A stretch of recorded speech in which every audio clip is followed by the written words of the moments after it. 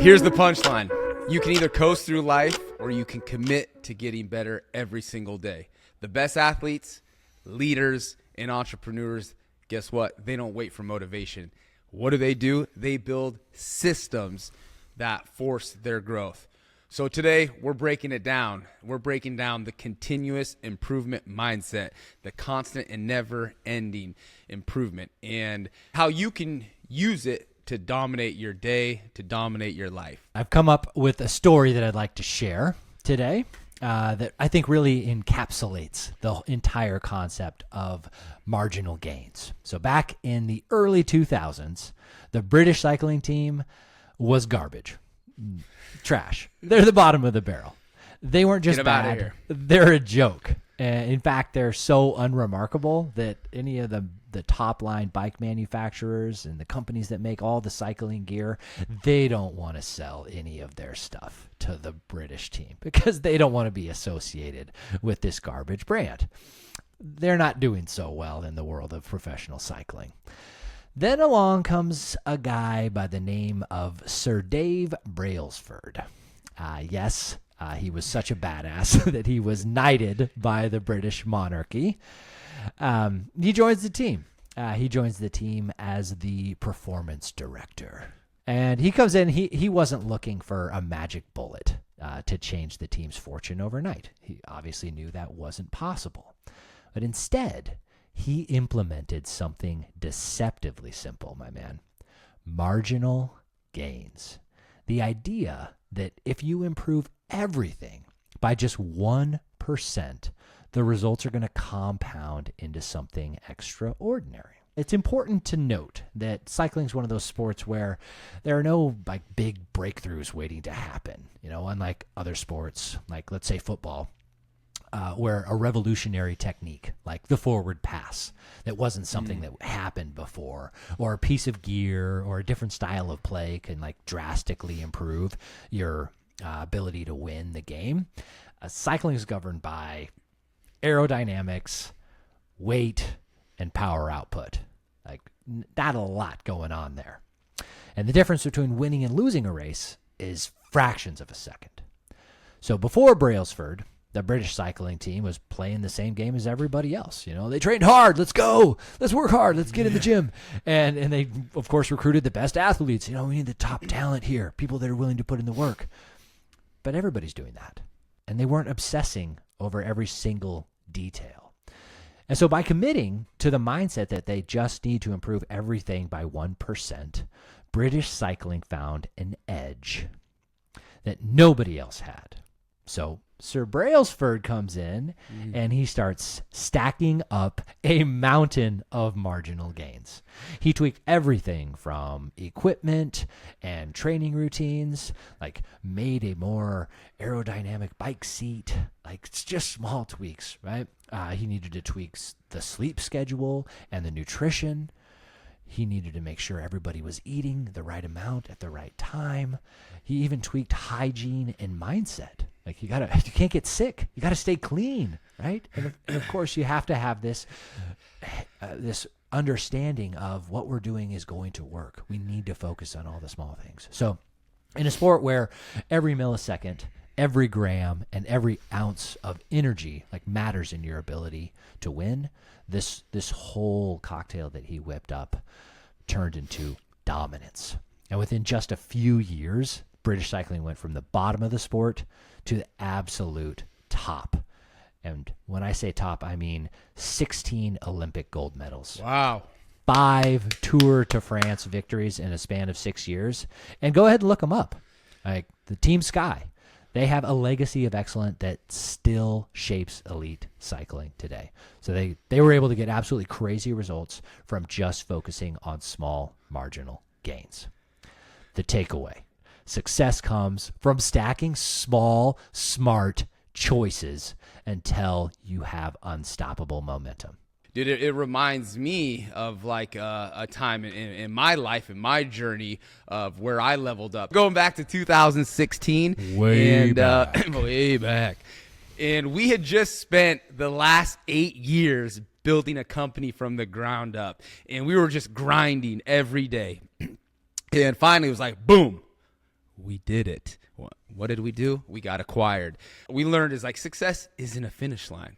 It is just another checkpoint on the journey. And I was about to learn that really the hard way. And at the time, I was still in the trenches. I was commuting an hour and a half each way, driving from Chico to Sacramento. That's 15 hours a week, or 900 minutes that I was spending in the car, back and forth. And really for the longest time, what was I doing? Well, I'm glad you asked, Kyle, so thank you, I spent that time doing what most people would do. You're listening to music, or you're making calls, right? I'm doing work calls, or I'm checking in with family, friends that I haven't talked to. But one decision changed everything. And it was one morning, as I got in the car, it's 5 a.m., it's the time I left every morning. And instead of throwing on music, I had downloaded this app called Audible. And I had downloaded a book, A Legacy. It's about the All Blacks, the most dominant rugby team in the world. And man, dude, that book hit different. And it wasn't just about sports. It was about leadership. It was about discipline. It was about culture and how elite performers separate themselves from the rest. And so by the time I got to the office, around 6:30, my mind was electrified. Ideas were flowing, just hitting me from left to right. It's like concepts about leadership. Well, what if we did this? What if we tried that? Concepts about team dynamics, mental toughness. And I got that dopamine hit, man. I was getting those So hits good. of dopamine. Yeah, they're the best. So I was like, all right, well, I like this. Let's do it again. So the next day I did it again. Another chapter, another idea, and then another.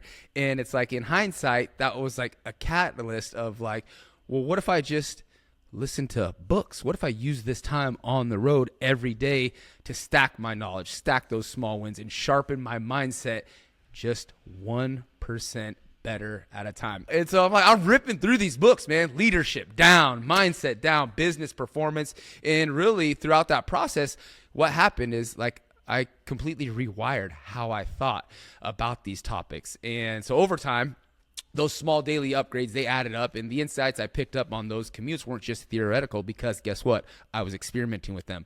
I was tasting. I was applying them in real time, and I was using them to lead my team. I was using them to make smarter decisions for the business.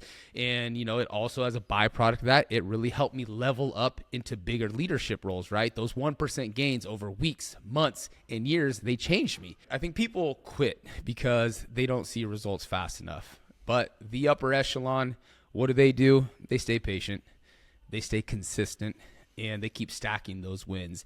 And, I didn't know it at the time, but that first book on Audible, it really was the start of something that fundamentally changed my life. It's a beautiful story, because it's only in hindsight that you can see the value of that energy you put in every single day to get 1% better. You didn't have this vision of the future. You just thought, I've got to put in the work. I want to learn more. And with everything that you read and applied, you got better at your craft, man. And Yep. I love it. The application of all that. And look at the success, man. So badass. That's right. So I want to transition to 3 tools that we can share with our audience. Let's do it. Some things to focus on continuous improvement. So the first one that I want to share, the debrief, the after action review. You literally can't focus on marginal gains, on getting 1% better, if you don't know what you need to improve. The debrief is 3 questions.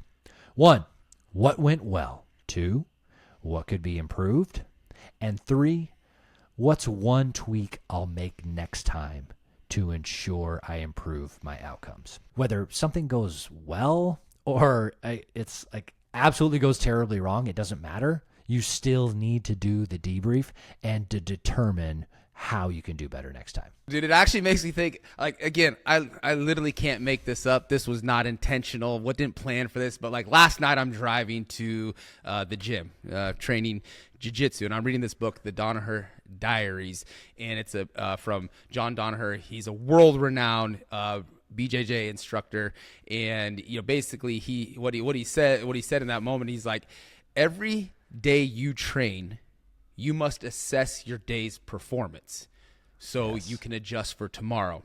And the fundamental of good training is progression.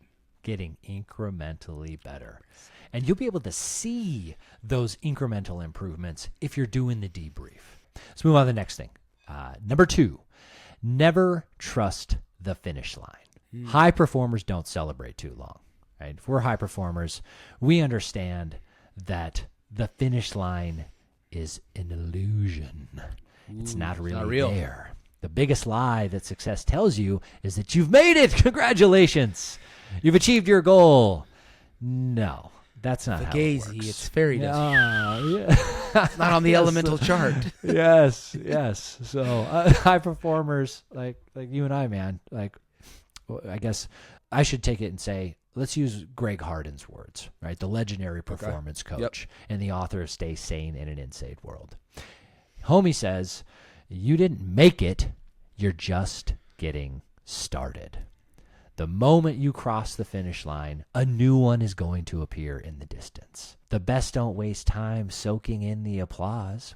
I get it, you can feel good about the milestones along the way. That's important. You do need to celebrate, but you also need to have the mindset that this is a checkpoint and I'm going to find the next one. Keep moving and become unstoppable, right? That's exactly right, man. And I'll wrap it up with number 3. The third tool is the 1% rule, which was coined by James Clear in his exceptional book, The Atomic Habits. And he says basically, instead of overhauling everything, just focus on getting 1% better every single day. Those small improvements, they will compound into massive results. And a really fun example, I'll hit it quick, is our guy Goggins. Stay hard, right? From 297 pounds to a Navy SEAL. Wow. And what did he do? Okay, that's what he accomplished it, but what happened? How did he do that? He was overweight. He was obese. He was broke. He was quite literally working as an exterminator, spraying for cockroaches. This is a real story. And he was watching a Navy SEAL documentary on TV one day, and it inspired him, and he committed to getting better every day, starting with just 1% improvements in his diet and his training. Fast forward, he dropped over 100 pounds in 3 months, and then he went through SEAL training, and he did it not just one time, but he went through it 3 times. He's one of the baddest humans on the planet when it comes to stuff. And then he went on later to set the world record for pull-ups in 24 hours of 4,030.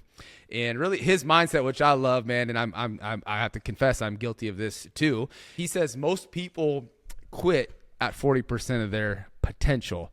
And he forced himself to push beyond it every day. And what he means by that is when you think you've given it everything, your mind is broken, your body is broken, your spirit is broken, you're only at 40% of your potential. So takeaway, you can't go from average to elite overnight. It just doesn't happen. And you have to stack those small wins to build the momentum to crushing it. And so I'll close this out. I got a challenge, man. We got to challenge the audience, man. We got to deliver on our expectations. So here's this week's challenge. And so anyone that's listening to the show right now, I want you to pick one area of your life. It could be fitness, could be business, leadership, relationships, and commit to the 1% rule every day. Just find a small way to improve and track it.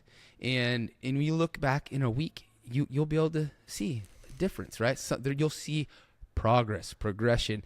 You go all the way a year out, and you probably won't even recognize for where you started at to where you're at today. So let's make every minute count. Also, please, if you're enjoying the show, and thank you so much for spending your most valuable resource with us, smash that subscribe button. Share it with your friends, your wife, your kids, your friends, your dog. Just tag us.